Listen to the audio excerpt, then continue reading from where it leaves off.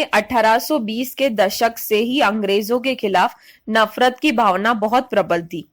Temple बताते हैं, चित्पावन समुदाय राष्ट्रीय भावना और केवल भारत को बांधे रखने की भावना से प्रेरित होता है। एक सच्चा चित्पावन एक सैन्य कमांडर की शक्ति और ऊर्जा और एक राजनायक के कौशल तथा संबोधन से लैस होता है। शिक्षा, पारिश्रमिक या लोक सेवा में तरक्की से जुड़े पक्षों को लेकर हम ऐसा कुछ भी नहीं कर सकते जो चित्पावनों को संतुष्ट कर सके। शिक्षा कुछ मामलों में उन्हें हमारे निकट ला सकती है। कई मुद्दों पर वह हमारी भाषा के अनुसार ही सोचते हैं। वह हमारी विचार शैली का उपयोग करते हुए अपनी विचार शैली को दरकिनार रखते हैं। दूसरी ओर शिक्षा सचमुच उनके मस्तिष्क में तूफान पैदा कर रही है। वह तब तक संतुष्ट नहीं होंगे जब तक देश का सर्वोच्च स्थान हासिल नहीं कर लेते, जैसा कि पिछली सदी में उन्होंने किया था। मैंने भारत में कभी इतनी सतत, इतनी स्थायी, इतनी व्यापक और हमारे द्वारा संतुष्ट न की जा सकने वाली ऐसी राष्ट्रव्यापी और राजनीतिक महत्वाकांक्षा नहीं देखी, जैसी पश्चिमी भारत के ब्राह्मणों, विशेषकर ऊपर बताए गए कोंकण स्थ ब्राह्मणों में देखी है। महाराष्ट्र में महादेव गोविंद रानाडे, बाल गंगाधर तिलक से विष्णु शास्त्री, कृष्ण शास्त्री, चिपलूणकर, गणेश अगरकर और गोपाल कृष्ण गोखले जैसे प्रतिष्ठित लेखक, शिक्षाविद, समाज सुधारक और इतिहासकार चित्पावन ब्राह्मण रहे जो अंग्रेजी शासन के घोर विरोधी थे। यह तथ्य सर टेम्पल के आकलन की पुष्टि करता है। ऐसा ही एक राष्ट्रवादी चित्पावन ब्राह्मणों के परिवार में 1883 में विनायक दामोदर सावरकर का जन्म हुआ था। भागुर 1883। भागुर का छोटा सा कस्बा नासिक शहर से 22 किलोमीटर की दूरी पर स्थित है। रहन सहन के लिए उचित जलवायु और सुचारू जल स्रोत को देखते हुए अंग्रेजों ने भागुर से 4 किलोमीटर की दूरी पर देवलाली में अपना छावनी स्थापित की। 1818 तक नासिक क्षेत्र मराठा संघ का हिस्सा रहा था। इसके बाद में बॉम्बे प्रेसिडेंसी के खानदेश और अहमदनगर जिलों के बीच बांट दिया गया। नासिक जिला 1869 में वजूद में आया और 1901 की जनगणना के अनुसार यहाँ की आबादी 8,16,504 थी, जिसमें 1891 से 1901 दशक के दौरान 3% की कमी देखी गई थी। प्रायद्वीपीय भारत की सबसे बड़ी नदियों में से एक गोदावरी का उद्गम नासिक के त्र्यंबकेश्वर की पहाड़ियों से होता है और जिसके बाद यह पूर्वी जिले की ओर बहती है। गोदावरी के किनारे भारत के सबसे पावन तीर्थ स्थलों में से एक प्राचीन त्र्यंबकेश्वर मंदिर स्थित है, जिसकी गणना 12 पारंपरिक ज्योतिर्लिंगों या पौराणिक शिव मंदिरों में होती है। विनायक दामोदर के जन्म से 7 या 8 पीढ़ी पूर्व पेशवाओं द्वारा परिवार को जागीर दिए जाने के बाद सावरकर परिवार भागुर आया था। उनका उद्भव स्थल रत्नागिरी जिले के तटवर्ती कोंकण क्षेत्र में गुहागर तालुका का पलशेत था। पलशेत में सावरी वृक्षों की व्यापक पौध पाई जाती है। उनके मूल कुल नाम ओक या बापत थे, परंतु चूंकि वह सावरी वृक्षों की जमीन पर बसे थे, इसलिए उन्हें सावरदिकर कहा जाता था, जो कालांतर में संक्षिप्त हो सावरकर हो गया। विनायक के एक पूर्वज संस्कृत के प्रकांड पंडित के तौर पर जाने गए थे। पेशवा उनकी साहित्यिक क्षमता से इतने प्रभावित हुए कि उन्होंने उन्हें एक सोने की पालकी भेंट की थी। खंडोबा मंदिर में मौजूद जीर्ण पालकी के अवशेष इसी पारिवारिक गाथा का अंश है। सावरकर समुदाय और उनके नातेदार दोपारवरों के भागुर प्रवास और वहां जमींदार बनने के बाद इस छोटे कस्बे के भाग्य का सितारा भी सोने की पालकी वाले उनके पूर्वज की भांति चमक उठा। सावरकर परिवार और विशेषकर उनके एक पूर्वज महादेव दीक्षित सावरकर को उनके नायकत्व के लिए जागीर में एक पड़ोसी गांव राहोई प्राप्त हुआ था। 1818 के युद्ध के दौरान उनके एक पूर्वज परशुराम पंत सावरकर ने भी पेशवाओं और अंग्रेजों के मध्य एक कुशल राजनायक की भूमिका निभाई थी। 14 पानगणों वाले भव्य सावरकर निवास से जुड़ी कहानियां एक से दूसरी पीढ़ी तक सुनाई देती रही। यही नहीं, वर्षों बाद जब भी अतीत का कोई जमींदोज ढांचा किसी उत्खनन में प्राप्त होता तो विनायक तुरंत उन 14 पानगणों की गिनती करने लग जाते। परंतु गिनती सही न बैठने पर हर बार उन्हें मन महसूस कर रह जाना पड़ता। सपों की निगरानी में कहीं दबे पड़े विशाल खजाने से जुड़ी कहावतें भी इस परिवार का अपने सुनहरे और सुदूर अतीत से रोमांस का हिस्सा थी।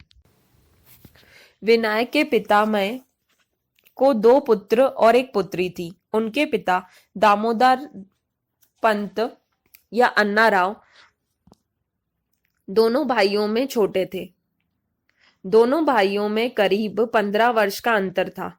उनके ताऊजी, जिन्हें बापू काका पुकारा जाता, बलिष्ठ कदकाठी, शारीरिक शौठव तथा व्यायाम के प्रेमी थे।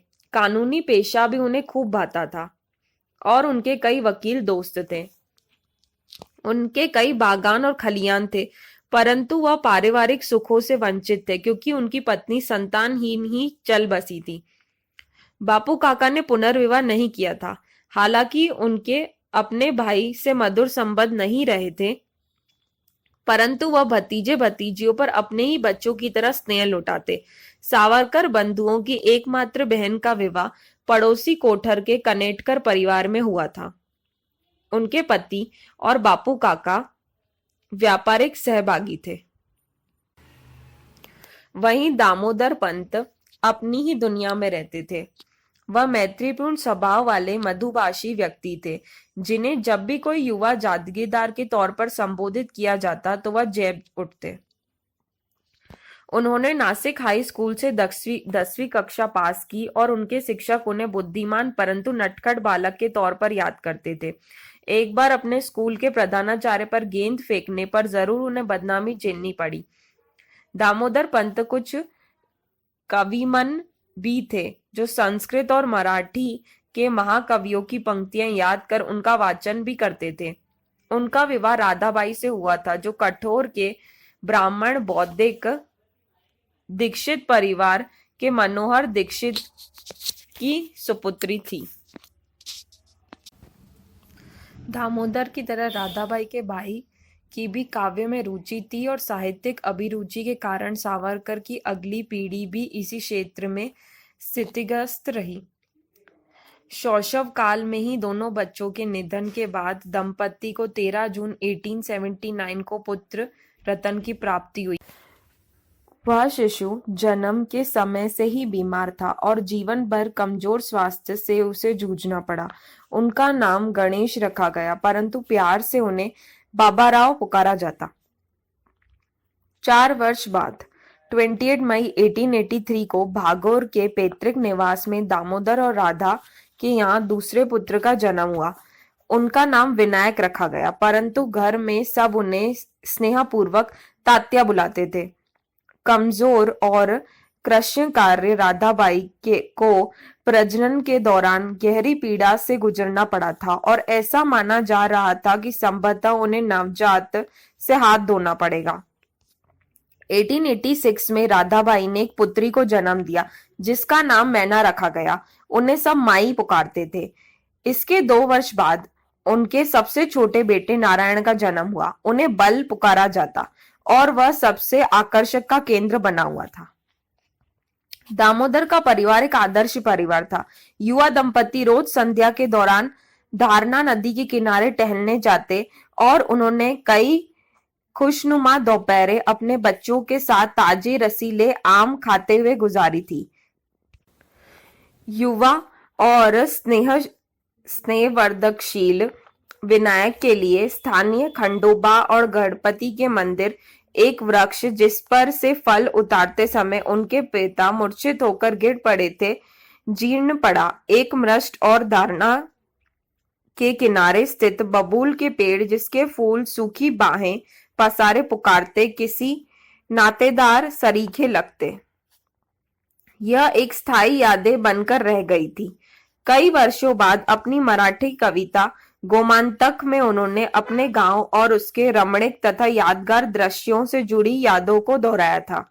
वह सदा ही अपने विचारों और कल्पना की उड़ानों में खोए रहते और उनमें से अधिकांश को कागज पर दर्ज करते। अपने मित्रों के बीच विनायक सदा नायक की भांति रहते थे और एक रौबदार बालक जिसे जनाकर्षक और प्रशंसा खासी लुभाती थी। बागुर का एक छोटा जागीरदार के तौर पर मिलने वाला आदर भी उन्हें बहुत पसंद आता और बचपन से ही वह अपनी प्रजा के बीच बैठकर बनावटी अदालतें लगाया करते। गांव देहात से बैलगाड़ियों पर ताजा आम और अन्य उपज लेकर आने वाले किसान भी इसी युवा बालक का अभिवादन करना नहीं भूलते। वही विनायक उनकी कड़ी मेहनत देखकर विभोर हो जाते और उन्होंने गांव में बिठाकर उनके जलपान का प्रबंधन करते। उन्हें ऐसा करते देख किसान डर जाते क्योंकि उन्हें लगता कि अपने जागीरदार के घर में बैठा देखकर उन्हें सावरकर बंधुओं का कोप भाजन बनना पड़ेगा। इस पर विनायक उन्हें छाती ठोककर कहते कि यदि किसी ने भी उन्हें गुस्सा करते पकड़ा तो वह बेझिझक उसका नाम ले ले तो उन्हें छोड़ दिया जाएगा। कुछ अवसरों पर जब बापू काका वहां पहुंचते तो भयभीत किसान कहते कि तात्या ने उन्हें वहां बैठने को मजबूर किया है। यह सुन बापू काका के चेहरे पर मुस्कान फैल जाती और कहते, अगर छोटे दागीदार ने तुम्हें अपने सम्मानित अतिथि के तौर पर यहाँ बैठने को कहा है तो मैं यहाँ तुम्हें हटाने की भला कौन होता हूं और मैं ये जुर्रत कैसे कर सकता हूं। बैठो बैठो, आनंद करो। इतना कहते ही वह चले जाते। ऐसे ही अवसरों से बालक की हिम्मत में वृद्धि होती। दामोदर के नाना एक बहादुर योद्धा के तौर पर जाने जाते थे जिन्होंने कभी अश्वारोही सेना की टुकड़ी का संचालन किया था। एक मौके पर उन्होंने डाकुओं के एक समूह पर हमला कर उन्हें डराया भी था जो अपने साथ 8 हाथों वाली अष्टभुजा भवानी की सुंदर प्रतिमा ले जा रहे थे।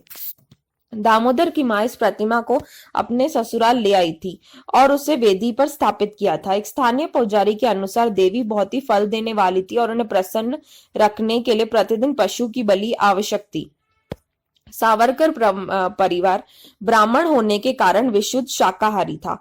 इसी कारण उन्होंने प्रतिमा को स्थायी मंदिर में स्थापित करा दिया ताकि दैनिक अनुष्ठान बिना रुके पूरे हो सके। प्रतिवर्ष देवी की भव्य यात्रा का आयोजन किया जाता। कई वर्षों बाद जब दामोदर ने नया निवास बनवाया तो उन्होंने पुजारियों की आज्ञा का उल्लंघन करते हुए प्रतिमा को अपने घर पर कुलदेवी की तौर पर स्थापित किया। भवानी की प्रतिमा विनायक को बहुत ही आकर्षक करती और वह कई पहर उसके सामने बैठकर मंत्रोच्चारण और उससे बातें किया करते। नवरात्रों के अवसर पर दामोदर पंत पूरी निष्ठा से व्रत रखते और प्रतिमा की साज सज्जा और उस पर भोज्य सामग्री दीप फूल दीप नैवेद्य आदि चढ़ाते। इस अवसर पर विनायक शांत भाव से उनके साथ बैठे रहते। दुर्गा सप्तमी के पाठ के अवसर पर हर बार जब दामोदर उच्च स्वर तथा विशुद्ध संस्कृति में मंत्रोच्चारण करते तो विनायक रोमांचित हो उठते। 6 वर्ष की आयु में विनायक ने स्थायी सरकारी विद्यालय में विविध शिक्षा लेनी आरंभ की। इस दौरान समाचार पत्रों से लेकर पुस्तकों तक पढ़ने में उनकी गहरी रुचि थी। जल्द ही उन्होंने खुद ही तीसरी कक्षा के स्तर की अंग्रेजी सीखी ताकि वह घर में रखी किताबें पढ़ सके। उनके इस नैसर्गिक रुझान को उनके पिता ने सहयोग दिया, जो खुद अध्ययन में गहरी रुचि रखते थे। विनायक जब 7 या 8 वर्ष के थे, उस समय की एक अमित याद उनके मन में बसी हुई थी। रात को खाने के बाद दामोदर पंत सभी परिवारजनों को पास बुलाते। इसके बाद रामायण महाभारत से लेकर मराठी तथा संस्कृत के ग्रंथों जैसे राम विजय, हरि विजय, पांडव प्रताप, शिव लीलामृत, जैमिनी अश्वमेध, भारत कथा संग्रह के साथ साथ शिवाजी, राणा प्रताप और पेशवाओं की शौर्य गाथाओं वाली बाखंड, वृतांत एवं पोवादस गाथाओं का गहन पाठ आरंभ होता। इन वाचनों से बच्चों के कोमल मस्तिष्क पर अपने धार्मिक और ऐतिहासिक चेतना की गहरी समझ की छाप पड़ती। इसके पश्चात लंबा और गहरा विमर्श भी चलता, जिसमें राधाबाई और उनके चारों बच्चों को शामिल होकर अपने विचार रखने का मौका मिलता। परंतु अपने बच्चों के मामले में दामोदर पंत कठोर अनुशासनवादी भी थे। वह बाबा राव को अंग्रेजी पढ़ाते, जिसे समझना उनके लिए कठिन होता था। इसी कारण दामोदर पंत कुछ इतने नाराज हो जाते कि वह घर के आंगन में बाबा राव के कान पकड़कर उन्हें दौड़ाते और तब तक उनसे शब्द याद करवाते जब तक वह उनका सही उच्चारण न कर दे। ऐसे में तात्या हर बार अपने भाई की मदद को आगे आता। वह उन्हें पिता के कोप से बचाने के लिए तुलसी के पौधे के पीछे छिपा दिया करता था। एक बार तात्या पर दामोदर पंत को कुछ इतना क्रोध आया कि उन्होंने उसे अलमारी में बंद कर दिया। इसके बाद राधाबाई पूरे घर में अपने बेटे की तलाश करते हुए बेहद परेशान रही और अंत में उन्हें तात्या अलमारी में बेहोश मिला। यह देख उन्हें अपने पति को बच्चों के साथ भविष्य में सख्ती न बरतने को लेकर खरी खरी सुनाई। लेकिन खुशहाल परिवार की इस छवि को 1892 में अचानक चोट पहुंची। वह एक आम दिन था जब समूचा परिवार अपने किसी पूर्वज का श्राद्ध कार्य कर रहा था। 30 की आयु से कुछ ही अधिक राधाबाई को अचानक तेज बुखार ने आ घेरा। इसके बावजूद उन्होंने रसोई घर के अपने सभी कार्य पूरे किए, लेकिन उसके बाद वह तुरंत ही बेहोश हो गई। इसके बाद जल्दी उनकी नब्ज भी गिरती चली गई। जब दामोदर पंत नम आंखें लिए उन्हें सिराने बैठे थे, राधाबाई ने अपने बच्चों को बुलाया, उन्हें दुलारा और उनके पिता को सांकेतिक भाषा में उनका ध्यान रखने को कहा और फिर वह जल्दी ही वह चल बसी। विनायक उस समय 9 वर्ष के थे और बाद में उन्होंने अपने संस्करणों में लिखा है कि माँ के चेहरे की मद्रिम याद भी उनके जहन से मिट चुकी थी और यदि वह बाद में उनके सामने जीवित भी आ खड़ी होती तो वह संभवतः वह उन्हें नहीं पहचान पाते। भाग्य द्वारा अपने और भाई बहनों के साथ किए गए इस छल की गहनता को समझने के लिए वह बहुत छोटे थे। माँ की अंत्येष्टि के बाद घर लौटते समय विनायक को याद आया कि एक रिश्तेदार ने आलू की सब्जी बनाई है और उन्होंने उसे कुछ इतने स्वाद से खाया जो उन्हें ताम उम्र याद रहा। परंतु जाहिर था कि मात्र शोक और उसके कारण किसी भी व्यक्ति के जीवन में आने वाली रिक्तता चारों भाई बहनों के जीवन में सदा बनी रही। दामोदर पंत उस समय अपने परिवार के लिए एक 3 मंजिले भवन का निर्माण करा रहे थे। उन्होंने उसे जल्दी पूरा कराया और पुराने घर में परेशान कर देने वाली यादों से दूर होने के लिए जल्दी ही वहां से चले गए। बापू काका पुराने घर में ही रहे। यह देखते हुए कि दामोदर पंत अभी युवा है और उन पर 4 बच्चों के पालन पोषण की जिम्मेदारी भी है, हर एक शुभ चिंतक उन्हें दोबारा विवाह करने की सलाह देता, परंतु वह इस विचार को त्याग दिया और वो उसके घोर विरोधी थे। उन्हें अपने बच्चों के लिए माता और पिता दोनों की भूमिका पूरी करने का निर्णय किया ताकि बच्चे माँ की कमी महसूस न करें। व्यापार कार्य से लेकर रसोई संभालना और बच्चों को सुलाने तक के कार्य के लिए दामोदर पंत को अपने दिनचर्या में शीघ्र परिवर्तन लाना पड़ा। भाई बहनों में सबसे बड़े होने के कारण बाबा राव को भी अपना बचपन बुलाकर इस कठिन दौर में जिम्मेदार वयस्क की भूमिका में आना पड़ा। वह प्रत्येक कार्य में पूरी मेहनत से अपने पिता का हाथ बटाते और खाना पकाने जैसे सभी कार्य को में उनकी सहायता करते। सो इस पार्ट में हमने देखा कि कैसे उनका जन्म होता है और कैसे उनका बचपन वगैरह बीतता है। उनकी मॉम 9 साल की उम्र में ही चल बसती है। सो थैंक यू, आपने वीडियो पे क्लिक किया और इसे देखा। एंड प्लीज़ आप अपने फीडबैक्स हमें दीजिए कि हम कैसे इम्प्रूव कर सकते हैं, या आपको इसमें इनमें से अगर कुछ कुछ का कमी या कुछ लगी हो।